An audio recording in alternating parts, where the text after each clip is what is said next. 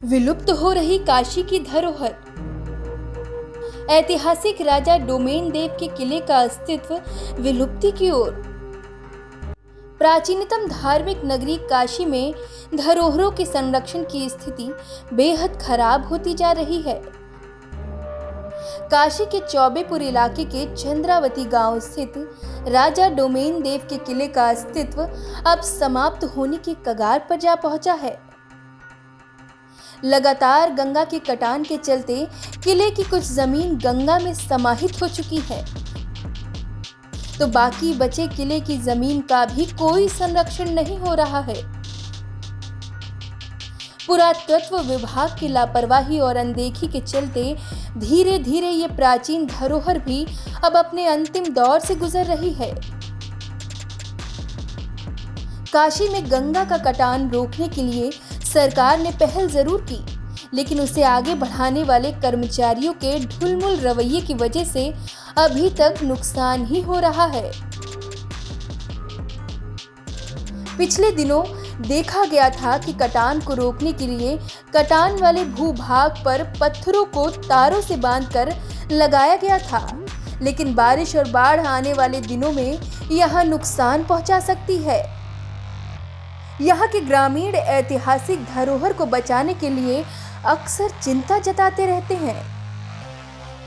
ग्रामीणों का कहना है कि पुरातत्व विभाग इसे संरक्षित करने की कोशिश ही नहीं कर रहा।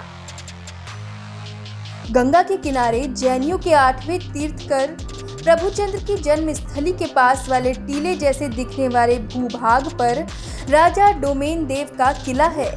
यहाँ उस जमाने का कूप आज भी है। यहाँ की महत्ता के बारे में बताया जाता है कि राजा डोमेन देव की 3 पुत्रियां थीं। जब दूसरे राज्य के राजाओं ने आक्रमण किया तो राजा डोमेन देव गंगा की गोद में समाहित हो गए। वहीं उनकी 3 बेटियां चंद्रावती, शशि प्रथा, शशिकला ने भी कुर्बानी दे दी। जहां आज भी किले के अंदर शशि प्रथा का मंदिर भी है। चंद्रावती का मंदिर भी घाट के रास्ते पर आज भी विराजमान है, जहां आसपास के कई गांवों के लोग आकर पूजा पाठ करते हैं। राजा डोमेन देव की बेटी चंद्रावती के नाम पर ही गांव का नाम पड़ा।